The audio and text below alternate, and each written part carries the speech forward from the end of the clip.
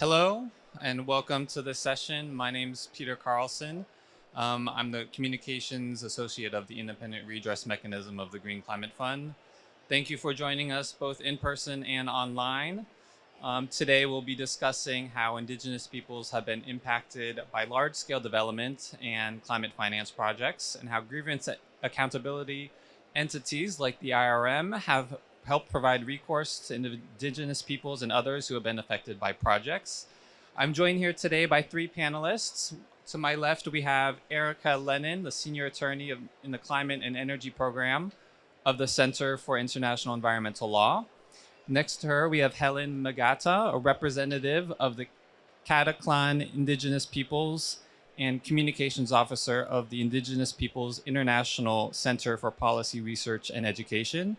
And at the end, we have Paco Jimenez Salinas, the Compliance and Dispute Resolution Specialist of the IRM.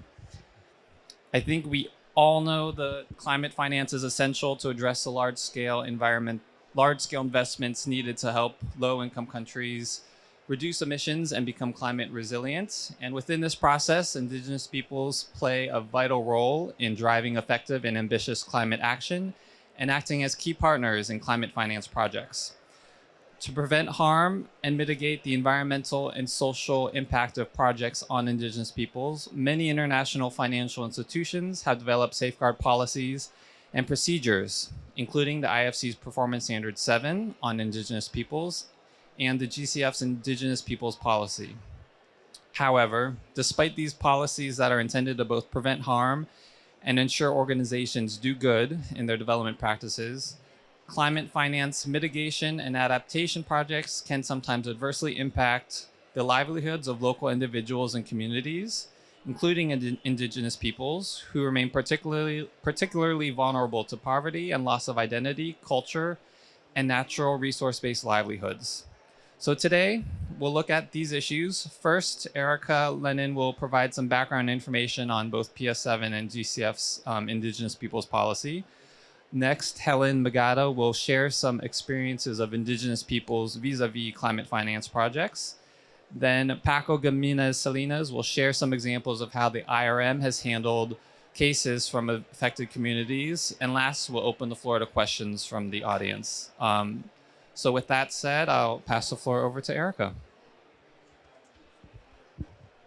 Great. Thank you so much, Peter, and thanks to the IRM for putting this together and inviting CIEL, the Center for International Environmental Law, where I work, in Tebtebba to partner in putting on, I think, what's a really important event, and thinking about how we make sure that as the GCF projects are going forward and as and being financed for mitigation and for adaptation, that they're really respecting the rights of Indigenous peoples and recognizing the fact that climate finance projects can not only impact Indigenous peoples, but also that Indigenous peoples often have the best and most effective solutions to the challenges of mitigation and adaptation, and that part of what needs to happen with safeguard policies and with the Indigenous Peoples Policy is to really empower and to recognize that, and to go beyond doing no harm, but also to do good.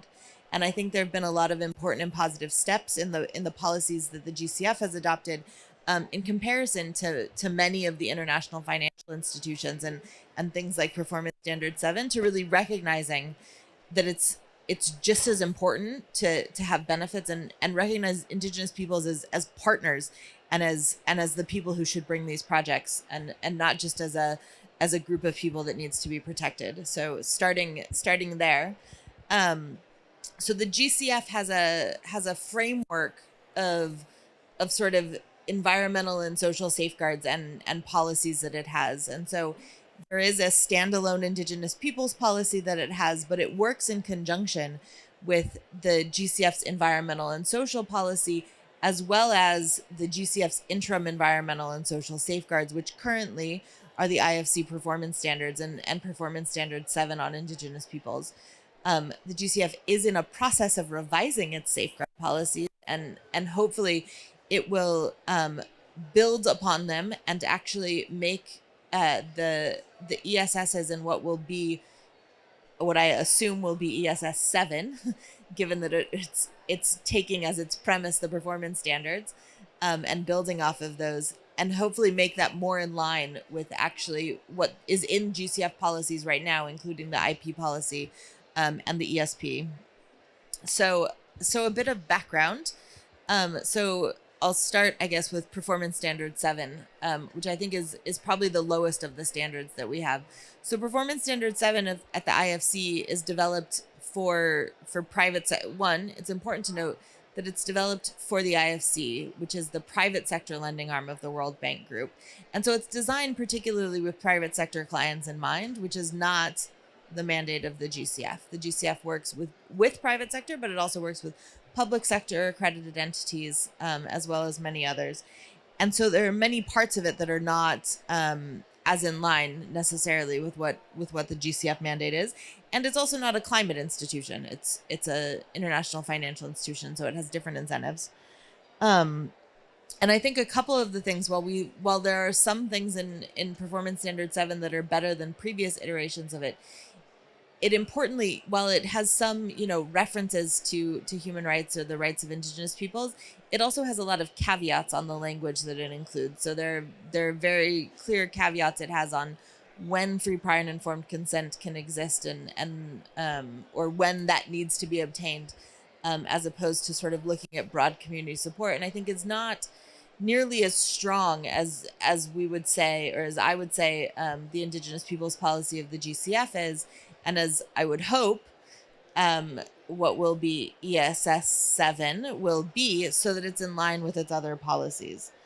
And so turning a bit to what is really most, or perhaps more relevant in this context, is the GCF Indigenous Peoples policy, which I will note first and foremost was developed through a participatory process and through a lot of rounds of iterations, if I am remembering correctly, as a number of us participated in, of developing that policy in conjunction with civil society, but really in partnership also with Indigenous peoples groups and civil society working with those Indigenous peoples groups to really raise and elevate, and make sure that we were doing or promoting what Indigenous peoples would want to see in a policy that is fundamentally about their rights.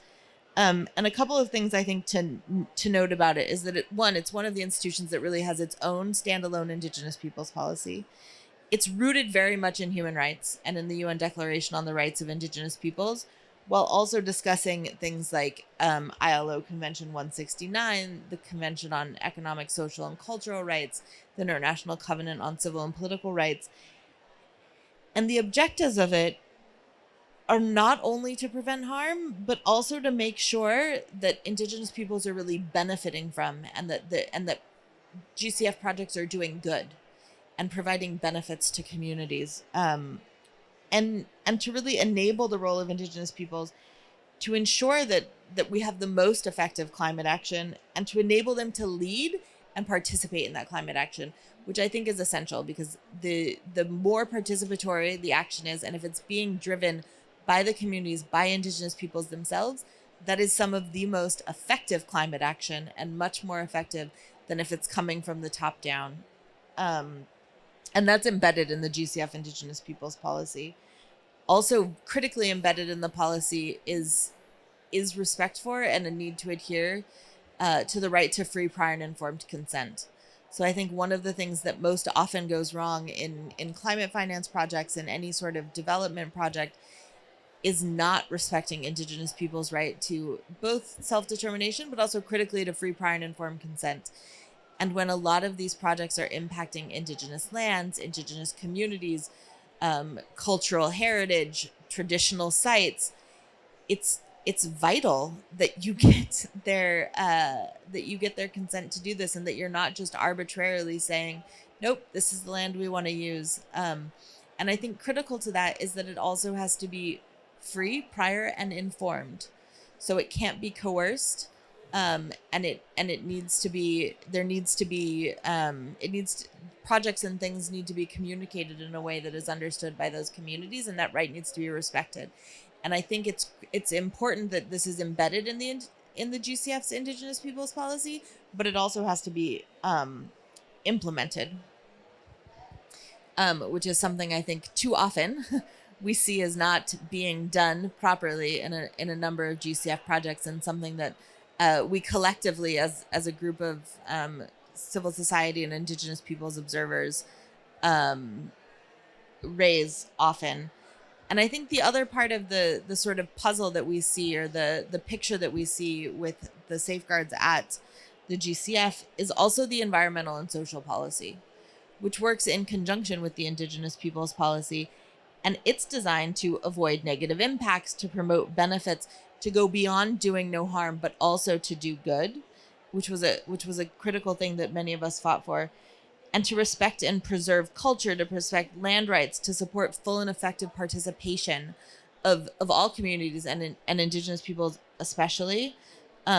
There's provisions in the environmental and social policy specifically. There's a one of its guiding paragraphs or guiding elements is around Indigenous peoples, and it again recognizes that it needs to be guided by the UN Declaration on the Rights of Indigenous Peoples, that there's a requirement that free, prior, and informed consent needs to be upheld.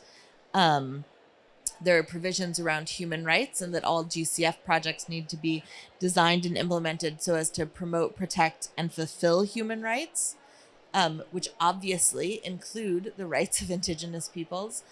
And I think that the sort of last thing I'll say about all of these is that it's one thing to write, and I think that one of obviously the critical roles of having a strong grievance mechanism and a strong IRM that also recognizes Indigenous rights and make sure the way that the IRM is operating is in line with Indigenous practices, is that even with all these strong policies in place, things can and do go wrong. And so there has to be in place these strong accountability mechanisms, and because you can have processes for participation, you can have processes to get FPIC, but it's not always done in the right manner. And so having the grievance mechanism is a critical component.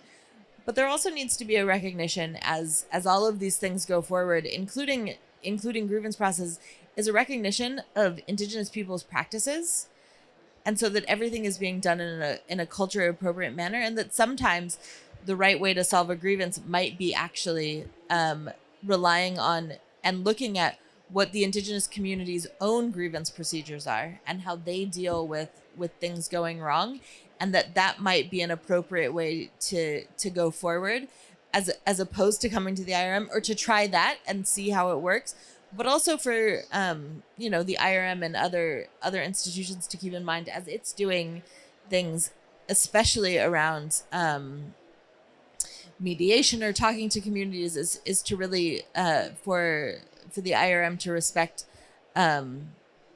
Indigenous people's rights and to keep in mind their own cultural practices going forward in solving grievances. And so, in conclusion, to some extent, I think that one of the things we see at the GCF is actually a really strong framework for protecting and respecting the rights of Indigenous peoples, and for ensuring that they are that it's not only about doing harm, that it's about sharing benefits, that it's about empowering or co-powering or making sure Indigenous peoples are able to participate fully and bring projects, but that's not always implemented in the right way. And so that's where I think the IRM comes in and other grievance processes.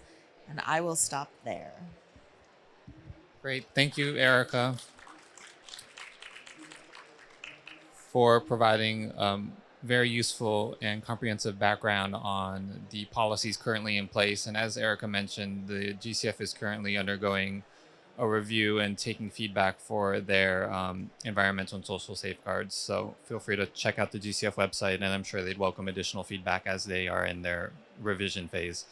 With that said, I'd like to now pass the floor over to Helen, who will talk about some of the experiences on the Indigenous people side. Sorry, I turned that one off.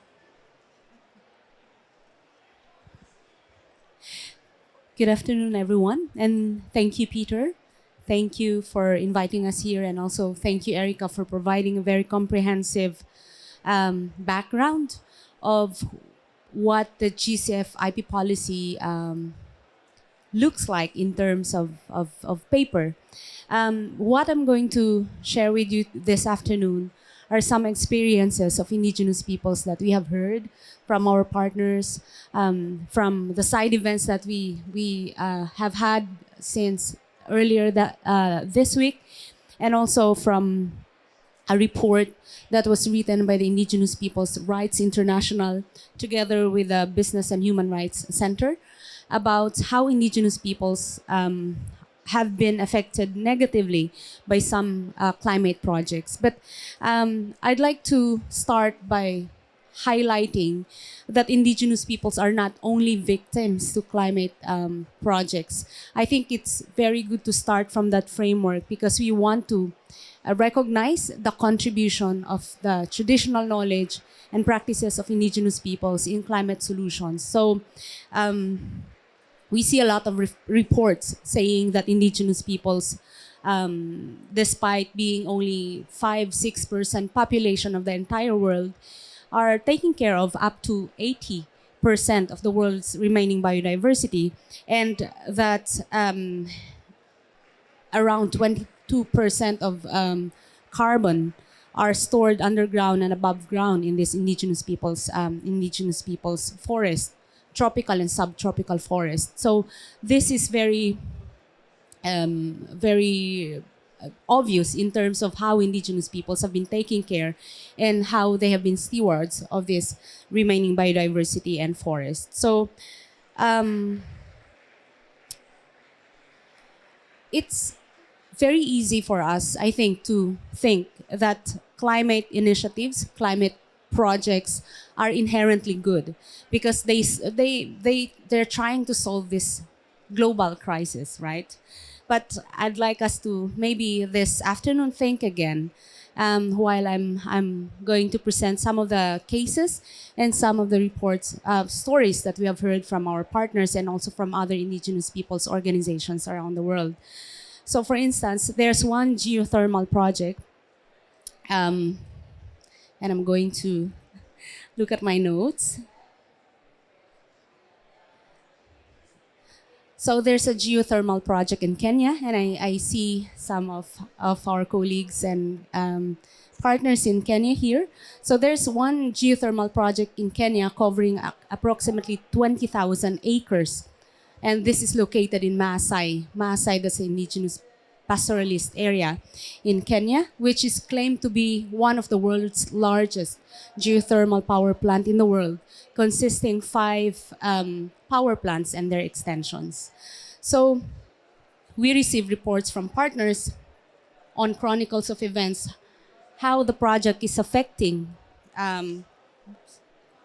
around 150 households of Indigenous peoples. And when we look at the number, 150 might look like very, very small in terms of how it's impacting Indigenous peoples.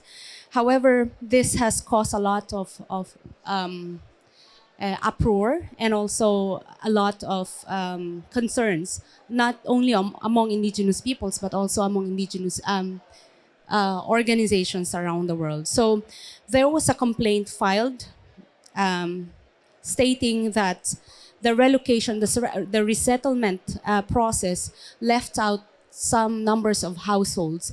And the World Bank Inspection Panel and the EIB complaints mechanism, these are the project implementers, look at the complaint, and they found out that there was a lack of compliance with the bank's policies. And there were also complaints that the grievance redress mechanism for the project was ineffective and that the rights of the Maasai people were not respected. Then in December 2019, there were 4 individuals who were claiming to represent the community came and made an agreement with the project proponents. and that there was a complaint that was filed after by the local residents saying that these 4 people do not actually represent the community. So a case was filed in 2019 at the Court of Appeals to question the legality of the agreement between the 4 individuals. Then there's another project. This time it's a wind project. So this wind project is in sub-Saharan Africa. It's also in Kenya.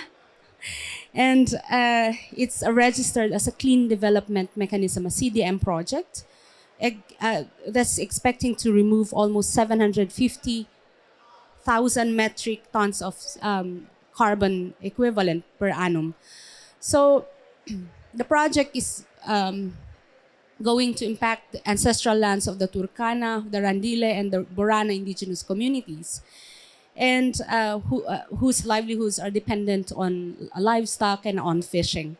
So they have these affected communities raised concerns about the violation of their right to free, prior, and informed consent, and that protocols were not followed and proper compensation was not provided to the communities. And then in October 2014, local residents filed a lawsuit against this wind power project. And in 2021, the Kenyan Environmental Court law ruled that the title deeds for the wind project is indeed irregular and unlawful. So the country government was given 12 months to correct the process, or else the deeds will automatically be canceled or the land will go back to the community. And from my own country, from the Philippines, so there's a large hydro dam. It's called the Halaur Dam. It's already stage 2 in its implementation. It's implemented by the national government, and it's intended to generate 6.6 megawatts of hydroelectric power. So this dam is expected to displace at least 17,000 people from the Tumandok indigenous peoples in our country. And on top of that, 1.2 million people will be affected along the river where the dam will be submerging farms and other river basin due to flooding. So tribal leaders have been expressing concerns about this potential impact of the dam. And an international mission was conducted in 2015, and the mission found out that free, prior, and informed consent hasn't been conducted. And after the protest of indigenous peoples, the government has intense militarization and surveillance. And in December 2020, 9 indigenous leaders were killed. 9. 17 were arrested. 6 of them are indigenous women. They are members of indigenous women local organization. So the Business and Human Rights Center reached out to the corporation, to the developers of this dam, and they responded that linking the corporation to these incidents is misleading. And until now, there has been yet any accountability on these murders. So yeah, unfortunately, indigenous peoples are continuing to experience criminalization for demanding climate action and also for merely protecting what is theirs, their lands, their waters, their territories and resources, and just for speaking out against negative business and governmental actions. Our own organization, for instance, we went out from the office one time and we see this poster saying that you are declared persona non grata, you are a supporter of the terrorist group in the Philippines, so you're not allowed here. So, instead of us focusing our energies doing the things that we do, we had to exert our resources and also our energies to ensure that all of us are safe. And it's not, well, to say the least, it's not helping at all. So worldwide, the Business and Human Rights Resource Center has tracked the scale and nature of attacks against indigenous peoples. And they, from January 2015 and August 2022, the Resource Center has tracked 883 attacks against indigenous human rights defenders. That is including killings, threat, and arbitrary detention or arrest, and strategic lawsuits against public participation. So this is a lot, the percentage of indigenous peoples being attacked is a lot higher than those experienced by non-indigenous peoples. And they also found out that indigenous peoples, although they comprise 6% of the world's population, nearly 1 of 5 or 20% of the attacks are done or experienced by indigenous peoples. So, yeah, I'd like to maybe end my intervention by highlighting that while indigenous peoples are the steward, but we always hear that indigenous peoples are the stewards of the remaining biodiversity, which are also now being looked at as solutions to climate change. However, if the basic rights of indigenous peoples to be able to stand up and speak out and do their own livelihoods and go to the forest, for instance, we receive reports of indigenous peoples being detained just because they went in a conservation area and to gather medicine. So I don't know what solutions we could make out of our nature if we do not take care of the rights of the stewards. And the vision for COP27 to work together for implementation can only happen when we make sure that we are not leaving indigenous peoples in this battle. So thank you.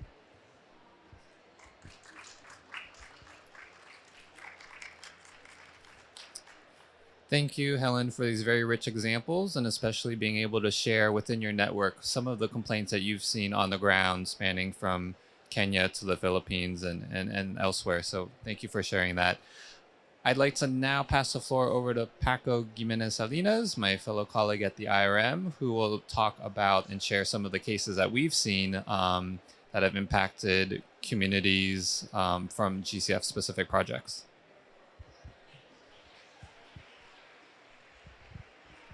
Thank you, Peter. I wanted to start also by thanking Erica, by thanking Helen, also Eileen here that is here present. It is thanks to your continuous support that the IRM is existing, and in general, if we go back to the history of grievance redress mechanism in the domain of international financial institutions, it is the CSOs that were always advocating for having those and still are. And we are very thankful for your continuous support. I also want to mention that Ibrahim Pam is today also present in the room. Ibrahim is the interim head of the Independent Redress Mechanism. So very glad that you are here, Ibrahim. Today, I'm going to present on 3 cases involving indigenous peoples that the IRM has handled so far. I don't know if we can see the slides, or if we don't have the slides, then don't worry, I will. This is the last one, yeah.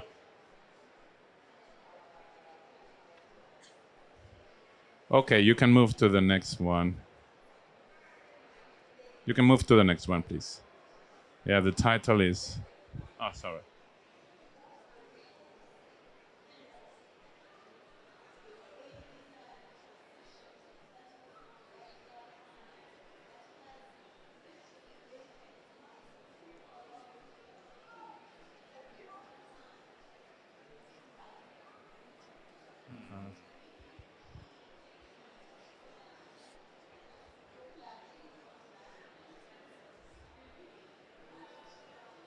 So if you can move them maybe manually.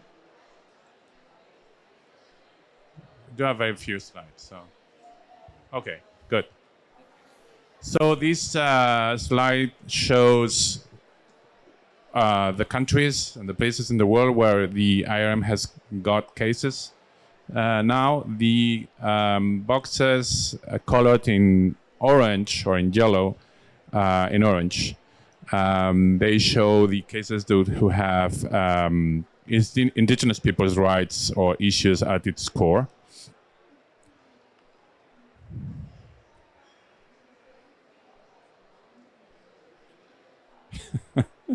Sorry. Okay, good. Thank you so much.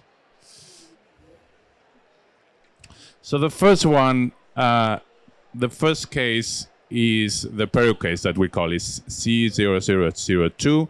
And I will indicate where in the GCF website you can then look at more and find more information. But this case was in relation to the very first GCF project.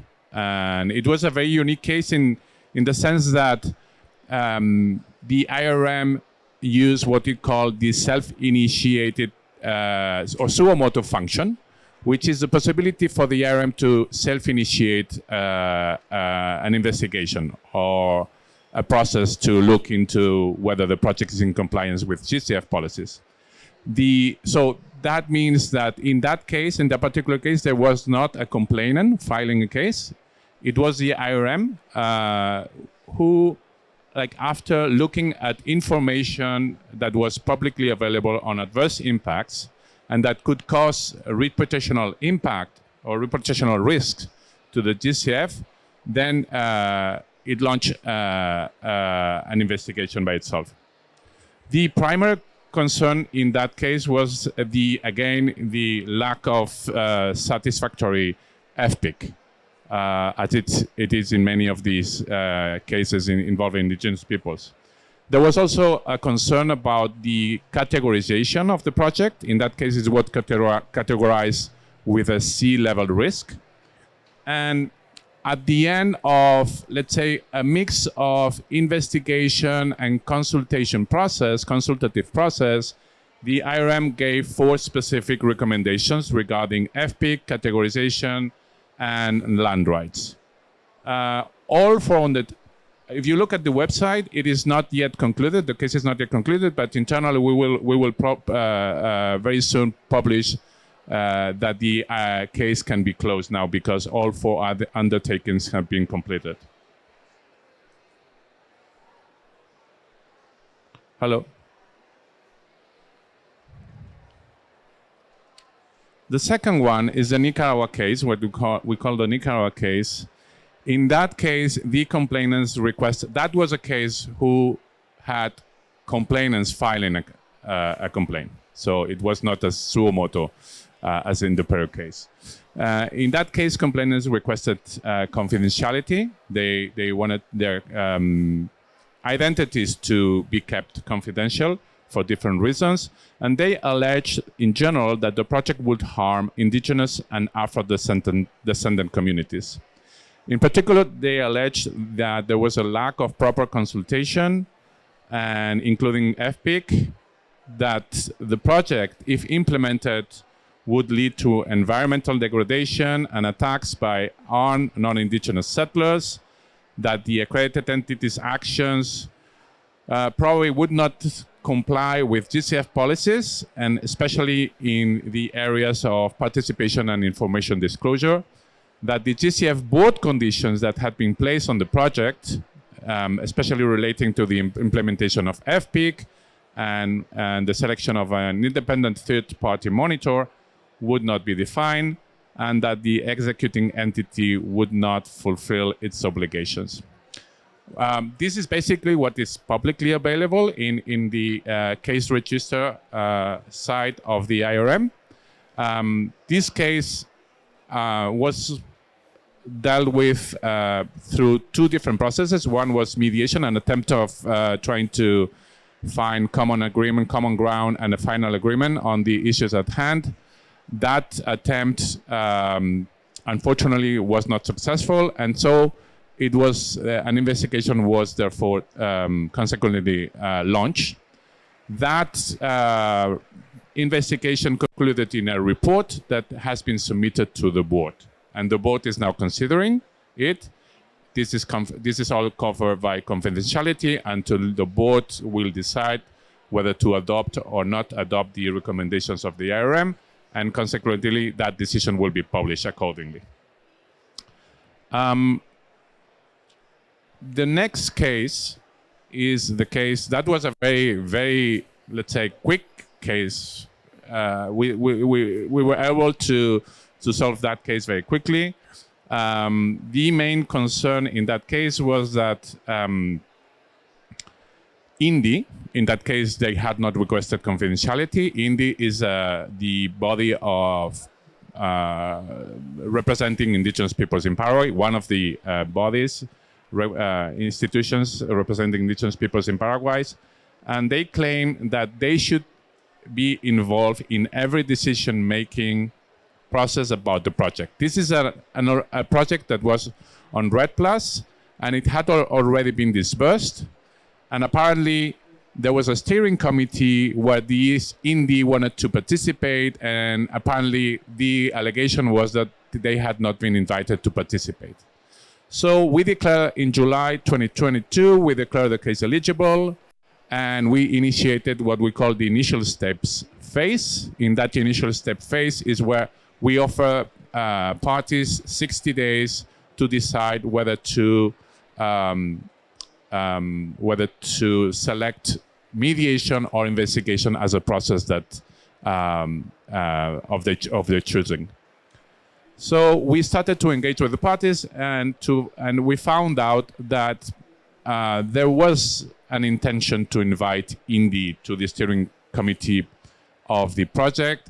So we facilitate like a very quick conversation among the parties, and finally, the steering committee formally accepted INDI as a member of the steering committee, and so they requested us to close the complaint, and so we did. These are so far the 3 cases that the IRM has handled and that have Indigenous peoples' concerns, issues at its core. I mean, basically, we are talking always about consultation, FPIC. This is the recurring topic that we find in all these cases. And now I will then hand it over to Peter.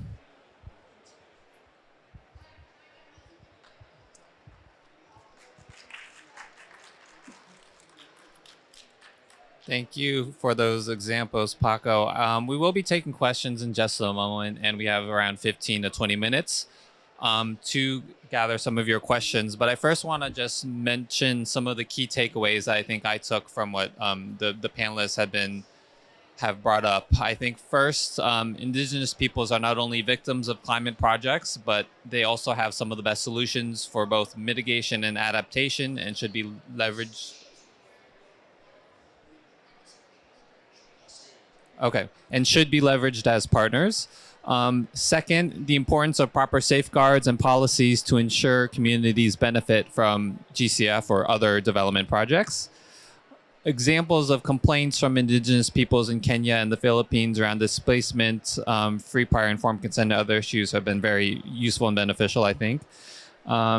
Indigenous peoples also continue to experience criminalization for demanding climate action and speaking out against negative business and governmental actions. And then on the IRM side, many of our complaints, as Paco had mentioned, that we've received around Indigenous peoples have involved the inadequacy of free, prior, and informed consent. So that's something that I think that we wanted to just emphasize again on the importance of that. Do we have any questions or comments or input that the audience would like to provide? Yeah,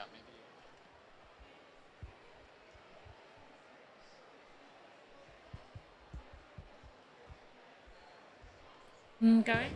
No? Yes? Number 3? Okay. My name's Clara Gallagher. I'm at IIED.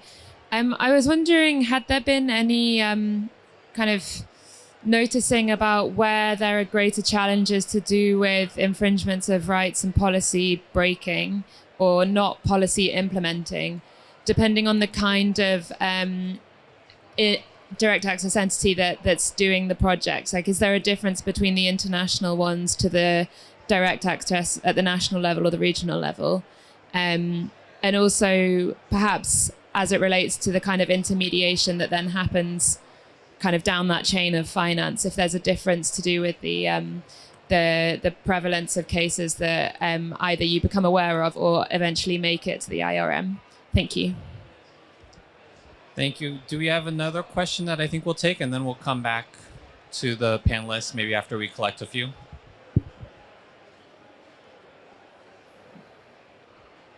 Thank you very much. My name is Tungarai. From Nepal. I work with Nepal Federation of Indigenous Nationalities, and one of the member of Indigenous Peoples Advisory Group in the GCF. My question to ERM is first, in addition to those cases, sort of reactive actions, do you have any proactive investigation of any GCF activities in the communities, number one? And number second is more about when you handle with the grievances, maybe also it's good to see kind of, the long-term impact, the footprint of the funding proposals and activities. For example, the hydropower projects. When it comes to hydropower project, it's not only the dams and tunnels of the project, but also sometimes the high tension transmission lines have a lot of negative impact based on our experience in Nepal, which sometimes does not comes directly around the funding projects. So these kind of things are really important when you handle with the grievances. And the third and final one is, I find the term livelihood is very narrow. When we handle with the grievances and complaints, we should be able to look at the overall well-being of the indigenous peoples is the life ways rather than the livelihood. Because it's all about the worldviews and the distinct ways of living, not only the livelihood, not only the day-to-day occupation and these kind of things. So later ones are more of the comments, but the first one is more about my question. Thank you. Yeah, maybe we'll take one or two more questions and then we'll come back to the panelists. Okay, thank you very much for the very good presentation. And as Helen has mentioned, I think Kenya is becoming one of the largest, one of the countries that is really engaging into this like in the examples that you've just given of the power plant. I have we now know that there is this new deal that was signed in this particular COP, and so those are not the only examples, or at least so many others are going to come up, which is very, very unfortunate. The problem that we are experiencing right now, apart from what you've just mentioned, Helen, that there are times that somebody misrepresents the community. There's another problem. When now they are trying to come up with these projects, they will try and divide the community.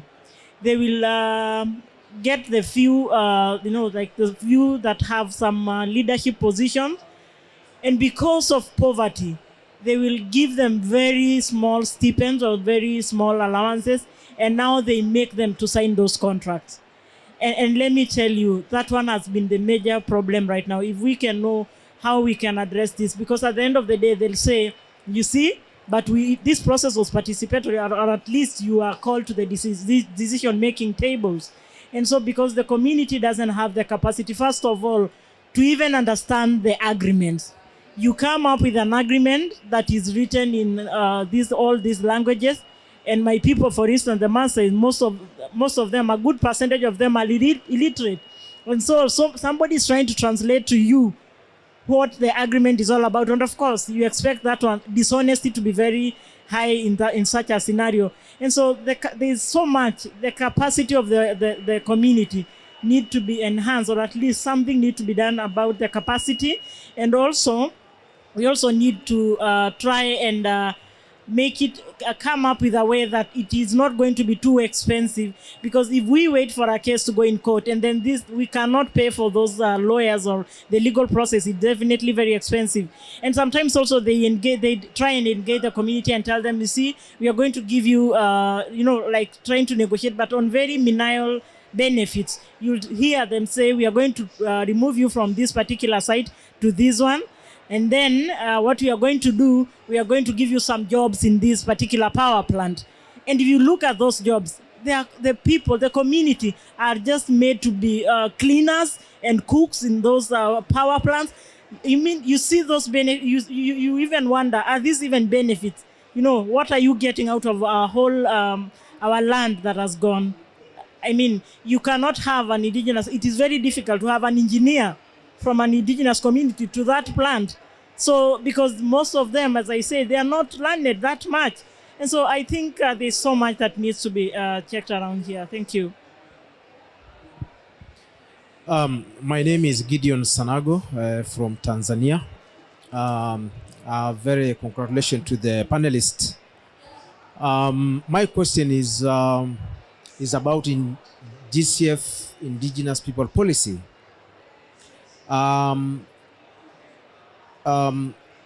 When and how the Indigenous People Policy should be complied by the accredited entities and as well as the NDA and NDA, National Designated Authority, because we found that a lot of projects were developed in the indigenous people territories, and we never had any accredited entities seek comments and opinion of indigenous people to comply with the indigenous people policy. So just want to know, but another very little question is about what are the role of the accredited entities to comply with this policy? Thank you. Thank you for these questions. I think to summarize, we had one question on the infringement of policy breaking and based on the direct access entities. Another question on proactive investigations of activities affecting communities. And then I think a third question on when and how the Indigenous Peoples policy should be applied to accredited entities and the role that they have in applying the policies. So is there anyone who wants to tackle some of these?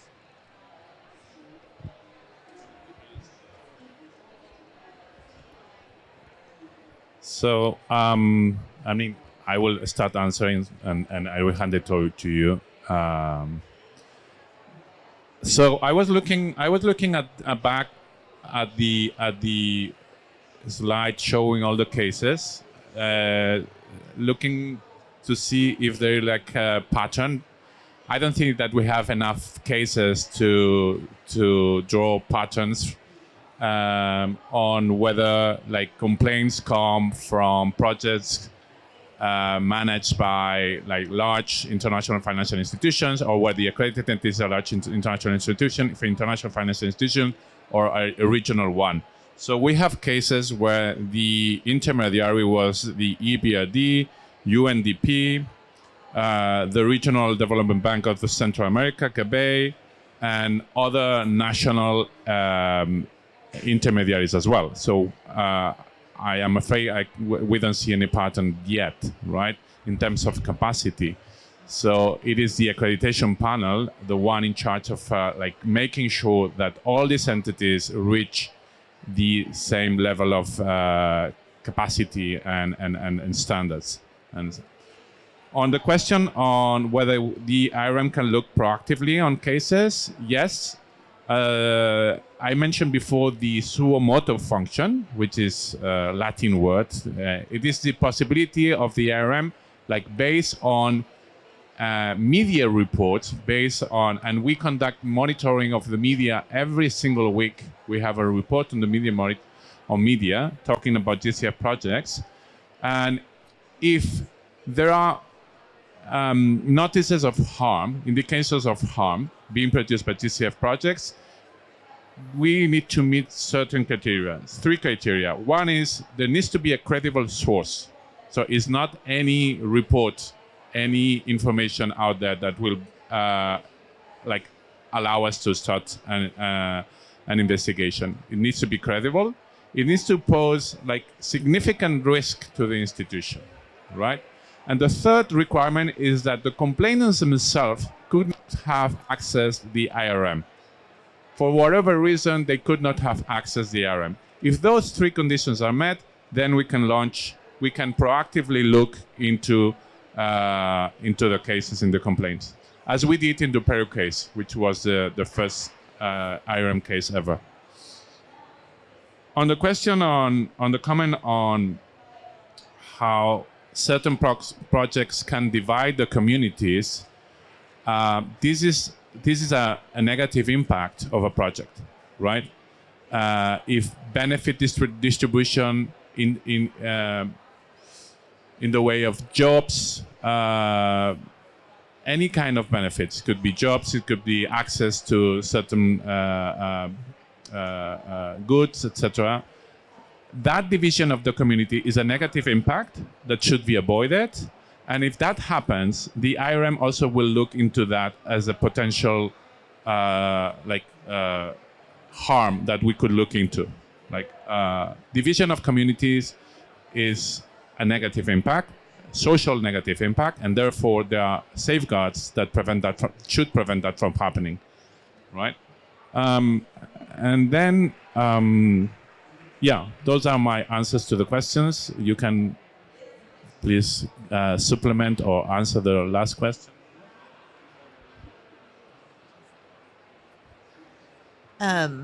Thanks everyone for the questions, and maybe I'll touch on a number of them in addition to the last one. I think it's true that there's no pattern yet that we've seen from IRM cases, as Paco mentioned.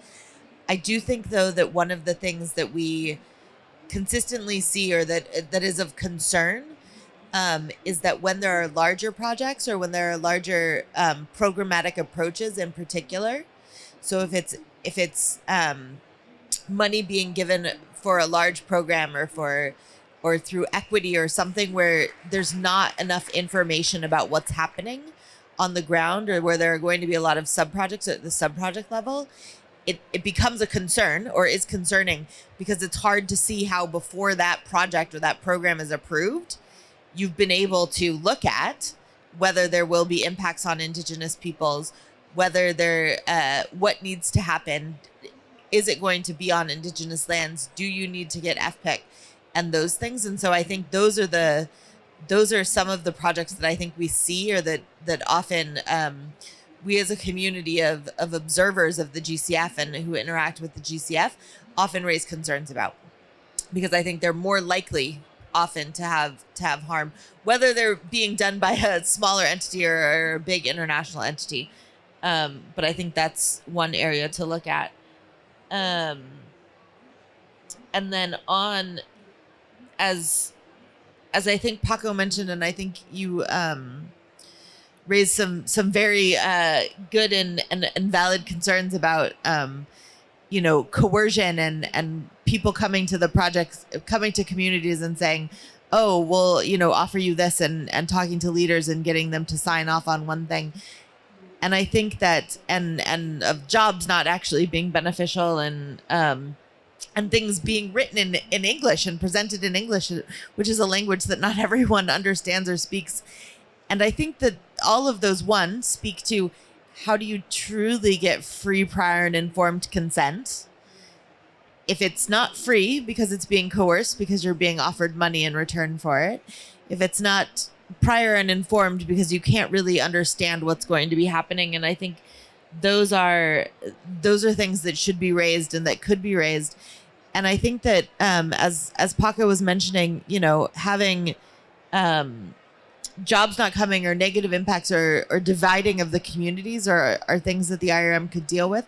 I think one of the things to keep in mind, and I think you raised it, we all know that court costs can be very expensive and can be very lengthy processes, and accountability mechanisms and grievance processes can be long too.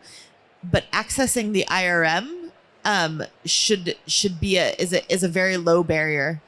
And while it does cost time and time of communicating, it doesn't actually cost anything for the community to access the IRM. And so it's not a court, it's a grievance process, which has, there are limitations to that. But I think that one of the things to keep in mind, or one of the benefits of using something like the accountability mechanisms, are some of those low barriers to entry and trying to find remedy that way. And then on Gideon's last question on when and how it should be complied with, and the role of the A's, when and how it should be complied with is in every GCF project in which there may be impacts on Indigenous peoples. So that the Indigenous peoples policy, as well as the environmental and social policy, which has language on Indigenous peoples, as well as the ESSs, need to be complied with in all GCF action. All GCF action is supposed to respect the rights of Indigenous peoples. And so that is action that is taken by accredited entities. That is action that is taken by the NDAs. And it should always be complied with. And if it's not, that needs to be raised. And it can be raised at the board, and it can be raised in comments, and it can be raised in complaints to the IRM. And the role of the accredited entities in applying it is that when the accredited entities are accredited, one, their policies are supposed to be looked at. The accredited entities are supposed to have policies that are at least equivalent to or in line with the GCF's policies. And so there's a role for, the GCF's accreditation process and the accreditation panel to ensure that. But there's also a role for, and when the accredited entities sign up to do work with the GCF, they sign up to abide by what the GCF's policies are. And so the accredited entity makes sure that when it's implementing a project, it's doing so in line with the GCF's policies. And if it's not, then it is potentially in violation. And again, something that can be a complaint that is filed with the IRM, as well as with the accredited entity's own grievance mechanism, because they're all supposed to have one there. But I think that overall, the policies are supposed to be applied in all instances. Yeah, I think Paco and Erica have answered the questions very, very comprehensively. But I just like to maybe address and agree with Tunga about the use of livelihoods. That's why the Indigenous Peoples Policy is not only referring to livelihoods when we for instance, look at impacts. So it also looks at lifeways, well-beings, and spirituality of Indigenous peoples, which are sometimes more difficult to establish and also more difficult to measure, or not even measurable for instance. And yeah, just to agree with Paco about the question of Anne on the division of community. Yes, this is a negative impact. And actually, it's as detrimental as any other impact, because it eventually leads to the demise of the collective spirit of the community, which is, I think, even more serious in that case. And on the question of Gideon, when is the GCF IP policy triggered? Actually, that's a very good question. We were just talking, Erica and I were just talking, and we were saying that the policy was adopted in 2018, but that doesn't mean that the proposals that were adopted in 2015, which is FP001, for instance, the case that was presented by Paco, is not covered by the Green Climate Fund Indigenous Peoples Policy. It also applies even in countries where there are no legal policies on Indigenous peoples. So in the Philippines, we have the Indigenous Peoples Rights Act, which might not be the case in other countries. But even in countries that doesn't have that same law, the policy still applies. And even if you're not called indigenous, for instance, in your country, the policy still applies. So it's actually very broad, it's very forward-looking, very robust, and but I think of course, the ultimate measure really of the policy is how it's going to be operationalized and implemented at the most local level. Thank you for these responses. I want to open the floor just one last time if there are any other questions. It doesn't look like it, so I'd like to, I think we can close the session. I want to thank again our co-hosts CIEL and Tebtebba, and then especially our panelists for joining us today. Obviously, we all know how busy COP is, so being able to take the time for this session is especially appreciated. So I'd like to give a round of applause to Erica, Helen, and Paco, and thank you all for joining us.